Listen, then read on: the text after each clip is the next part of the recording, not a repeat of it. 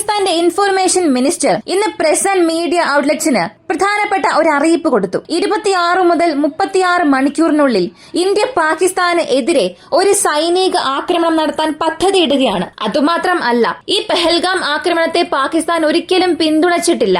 അതിനെതിരെയാണ് ഞങ്ങൾ ഞങ്ങളുടെ അഭിപ്രായങ്ങളെല്ലാം പ്രകടിപ്പിക്കുന്നത്. മാത്രവുമല്ല, പാകിസ്ഥാൻ തന്നെ ഈ ഭീകരവാദികൾ കാരണം ബുദ്ധിമുട്ടുന്ന രാഷ്ട്രമാണ്. അതിനാൽ പെഹൽഗാമിനും ഞങ്ങൾക്കും യാതൊരു ബന്ധവുമില്ല. അവിടെ നടന്ന കാര്യത്തെക്കുറിച്ച് ഇൻഡിപെൻഡന്റായി അന്വേഷണം നടത്തുന്നതിന് ലോകരാജ്യങ്ങളുടെ പക്കൽ ഞാനൊരു അഭ്യർത്ഥന നടത്തുന്നു. അതായത് ഇന്ത്യ, പാകിസ്ഥാൻ ഇവർ രണ്ടുപേരും അല്ലാതെ ന്യൂട്രലായി ഒരു പാർട്ടി അകത്തേക്ക് കയറി അന്വേഷണം നടത്തുക. ആ അന്വേഷണത്തിലൂടെ ഇതിന് പുറകിൽ ആരാണ് ഉള്ളതെന്ന് പ്രൂവ് ചെയ്ത് കാണിക്കുക. ഇങ്ങനെയായിരുന്നു പാകിസ്ഥാന്റെ ഇൻഫർമേഷൻ മിനിസ്റ്റർ പറഞ്ഞത്. വീണ്ടും പാകിസ്ഥാനും പെഹൽഗാം ആക്രമണത്തിനും യാതൊരു ബന്ധവും ഇല്ല. ഇന്ത്യ പാകിസ്ഥാനെതിരെയുള്ള നടപടികൾ എടുക്കുന്നതിന് ഈയൊരു ആക്രമണത്തെ കാരണമായി കാണിക്കുകയാണ്, അല്ലെങ്കിൽ ഈയൊരു ആക്രമണത്തെ ഉപയോഗിക്കുകയാണെന്നും അദ്ദേഹം പറഞ്ഞു. അങ്ങനെയാണെങ്കിൽ ഈ പാകിസ്ഥാന് ലഭിച്ച ക്രെഡിബിൾ ഇന്റലിജൻസ് എന്താണ്? ഇന്ത്യ ഏത് തരത്തിലാണ് ആക്രമണം നടത്താൻ പോകുന്നത്? എല്ലാം ഈ വീഡിയോയിലൂടെ വിശദമായി അറിയാം.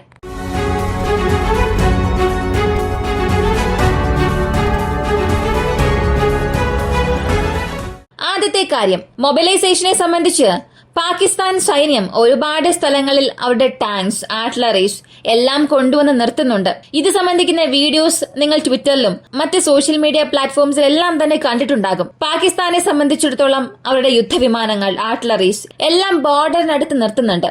എന്നാൽ ഇതുപോലെ ഇന്ത്യ ചെയ്യുന്നതിന്റെ യാതൊരു വിവരവും ലഭിക്കുന്നില്ല. തീർച്ചയായും ഇന്ത്യയുടെ ജനസംഖ്യ വളരെ വളരെ വലുതാണ്. പലരുടെയും പക്കൽ സ്മാർട്ട് ഫോൺസ് ഉണ്ട്. ഇന്ത്യൻ മിലിറ്ററി എവിടെ എന്ത് ചെയ്താലും അതിന്റെ വീഡിയോ ക്ലിപ്പിംഗ്സ് ഒക്കെ നമുക്ക് ലഭിക്കും. എന്നാൽ ഇപ്പോ ഈ മൊബിലൈസേഷന്റെ യാതൊരു വീഡിയോസ്, ഇമേജസ് ഒന്നും തന്നെ സോഷ്യൽ മീഡിയയിൽ ഒട്ടും തന്നെ ഇല്ല എന്ന് തന്നെ പറയാം. മാത്രവുമല്ല, പാകിസ്ഥാൻ ചെയ്തുകൊണ്ടിരിക്കുന്ന ഇൻഫർമേഷൻ വാർഫെയർ കൂടാതെ അവരുടെ ഈ പ്രൊപ്പഗൻഡ വീഡിയോസ് എല്ലാം തന്നെ ഇന്ത്യയിൽ ബാൻ ചെയ്തിട്ടുണ്ട്. പാകിസ്ഥാനി യൂട്യൂബ് ചാനൽസ് എല്ലാം തന്നെ ഇന്ത്യയിൽ ബ്ലോക്ക് ചെയ്തിട്ടുണ്ട്. ഇങ്ങനെ ഇന്ത്യൻ സൈന്യം അവരുടെ സോഷ്യൽ മീഡിയ പ്രസൻസ് പൂർണ്ണമായും കുറച്ചുകൊണ്ടുവരുന്നത് ഇന്ത്യക്ക് ഒരു നേട്ടം തന്നെയാണ്. കാരണം നമ്മുടെ സൈനികർ എവിടെ എത്ര ടാങ്കുകൾ കൊണ്ടുപോകുന്നു, ഏതൊക്കെ സൈനികരെയാണ് മൊബിലൈസ് ചെയ്യുന്നത്, ഇങ്ങനെയുള്ള യാതൊരു വിവരവും പുറത്തറിയാൻ കഴിയുകയില്ല. ഇങ്ങനെ യാതൊരു വിവരവും പുറത്തുവിടാതെ വളരെ ശാന്തമായി തന്നെ എല്ലാം ചെയ്യുന്നുണ്ട്. ഇന്നലെ നടന്ന മീറ്റിംഗിലൂടെ ചില പ്രധാനപ്പെട്ട കാര്യങ്ങൾ മനസ്സിലാക്കേണ്ടതുണ്ട്. യുദ്ധം എന്ന ഒരു കാര്യത്തെ സംബന്ധിച്ച് മൊബിലൈസേഷൻ ആദ്യം സംഭവിക്കണം. അതായത് സൈന്യത്തിലുള്ള എല്ലാ അധികാരികളെയും വിളിക്കണം. ഒരുപാട് പേർ ലീവിലായിരിക്കാം, അവരെ എല്ലാം ആദ്യം വിളിക്കണം. കൂടാതെ റിസർവ് സേനയെ തയ്യാറാക്കണം. ടാങ്ക്സ്, ഹെവി ആർട്ടിലറീസ് ഇവയെല്ലാം സ്ട്രാറ്റജിക് പൊസിഷൻസിൽ കൊണ്ടുപോയി നിർത്തണം. ഇപ്പോ ഒരു ടാങ്ക് നമ്മൾ ഒരു സ്ഥലത്ത് നിന്നും മറ്റൊരു സ്ഥലത്തേക്ക് കൊണ്ടുപോകണം എന്നുണ്ടെങ്കിൽ തന്നെ ഏകദേശം 40-45 ടണ്ണോളം ഉണ്ടാകും അതിന്റെ ഭാരം. അതിനെ ഓടിച്ചുകൊണ്ട് പോകാനേ സാധിക്കില്ല.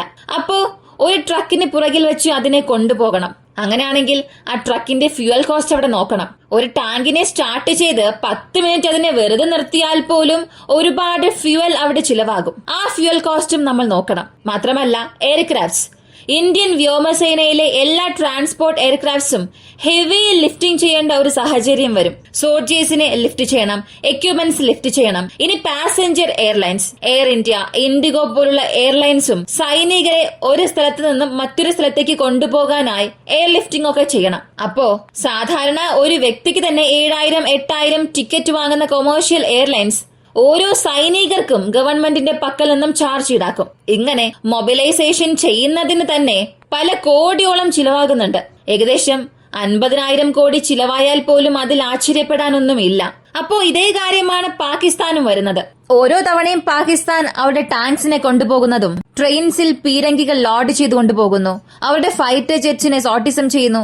ഇതെല്ലാം അറിയുന്നത് നമുക്കൊരു വലിയ നേട്ടമാണ്. കാരണം ഇന്നത്തെ സാഹചര്യത്തിൽ പാകിസ്ഥാന്റെ പക്കൽ യാതൊരു പണവും ഇല്ല. പണം ഇല്ലാത്ത സാഹചര്യത്തിൽ അവരുടെ സൈനികരെ മൊബിലൈസ് ചെയ്യാൻ അവർക്കെടുക്കുന്ന ഒരു ചിലവ് അവരുടെ സമ്പദ് വ്യവസ്ഥയിൽ തന്നെ ഒരു വലിയ തിരിച്ചടിയായി മാറും. അതുപോലെയാണ് ഞങ്ങൾ നിങ്ങളെ ആക്രമിക്കും എന്ന് പറഞ്ഞ് അവരെ മൊബിലൈസ് ചെയ്യിപ്പിക്കുന്നത് നമുക്കൊരു വലിയ നേട്ടമായി മാറും. അതേസമയം പാകിസ്ഥാന്റെ ഇൻഫർമേഷൻ വാർഫെയർ വളരെ അധികമായിട്ടുണ്ട്. സോഷ്യൽ മീഡിയയിലൊക്കെ വന്ന് പാകിസ്ഥാൻ യാതൊരു ബന്ധവുമില്ലാതെ പല ന്യൂസുകൾ സ്പ്രെഡ് ചെയ്യുന്നുണ്ട്. ഇവയെല്ലാം അവസാനിപ്പിക്കാനായി ഇന്ത്യൻ ഗവൺമെന്റ് ചെയ്തത് Pakistan on the YouTube channels, Twitter pages എല്ലാം ഇന്ത്യയിൽ ബ്ലോക്ക് ചെയ്തു. അപ്പോ ഇന്ത്യ പാകിസ്ഥാൻ യുദ്ധം വരുമെന്ന് ലോകത്തിലെ പലരും സംസാരിച്ചുകൊണ്ടിരിക്കുമ്പോൾ ഇന്നലെ നടന്ന മീറ്റിംഗിൽ നിന്നും നമുക്ക് ഒരു കാര്യം മാത്രം കൺഫേം ചെയ്യാം. ഇന്ത്യൻ സർക്കാർ അല്ലെങ്കിൽ ഇന്ത്യൻ സൈന്യം പാകിസ്ഥാനുമായി ഒരു പൂർണ്ണ യുദ്ധത്തിന് തയ്യാറല്ല. അങ്ങനെ ഒരു ഓപ്ഷൻ റൂൾ ഔട്ട് ചെയ്തിട്ടുണ്ട്. മിലിറ്ററി സ്ട്രൈക്കാണ് ഇപ്പൊ നമുക്ക് ലഭിച്ചിട്ടുള്ള ഒരു വിവരം. ഈ മിലിറ്ററി സ്ട്രൈക്കിന്റെ ഇന്റൻസിറ്റി എത്രയുണ്ടാകും? രണ്ട് രാജ്യങ്ങളുടെ സൈന്യം പട്ടാളം എങ്ങനെ യുദ്ധം ചെയ്യും? ഇതിന് പാകിസ്ഥാൻ എങ്ങനെയാണ് പ്രതികരിക്കാൻ പോകുന്നത്?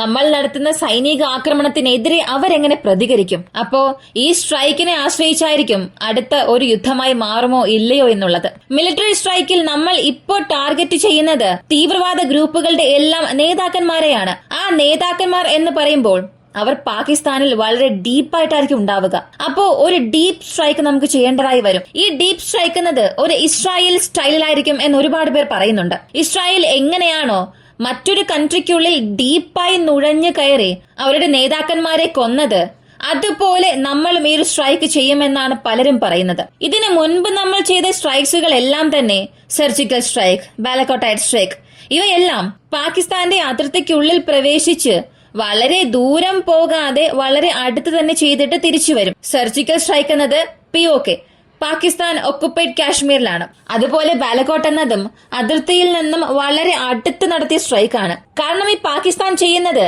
അതിർത്തിക്ക് തൊട്ടടുത്താണ് അവരുടെ ലോഞ്ച് പാഡ്സ് എല്ലാം വെച്ചിട്ടുള്ളത്.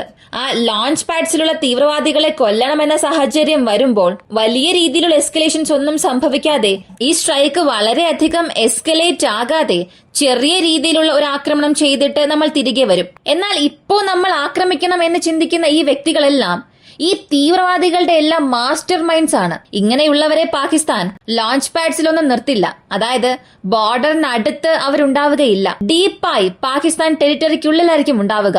അപ്പോ അവരെ എല്ലാം നമ്മൾ ആക്രമിക്കണമെന്നുണ്ടെങ്കിൽ ആ ഒരു സ്ട്രൈക്കും അല്പം ഡീപ്പായിരിക്കും. പതിവ് പോലെ അതിർത്തിക്കുള്ളിൽ ഒരു 15-20 കിലോമീറ്റർ ആയിരിക്കില്ല പ്രവേശിക്കുന്നത്. വീണ്ടും വളരെ ഡീപ്പായിട്ടായിരിക്കും ഉള്ളിലേക്ക് പോവുക. ഈ ഒരു സ്ട്രൈക്ക് ചെയ്യുന്നതിന് നാവികസേനയും വ്യോമസേനയും കളമിറങ്ങും. എന്നാൽ നമ്മൾ ചെയ്യുന്ന ഈ ഒരു ഡീപ്പ് സ്ട്രൈക്കിന് പാകിസ്ഥാൻ പ്രതികരിക്കുന്നത് എങ്ങനെയായിരിക്കും? ആ പ്രതികരണമായിരിക്കും ഇതൊരു യുദ്ധമായി മാറുമോ ഇല്ലയോ എന്നുള്ളത് തീരുമാനിക്കുക.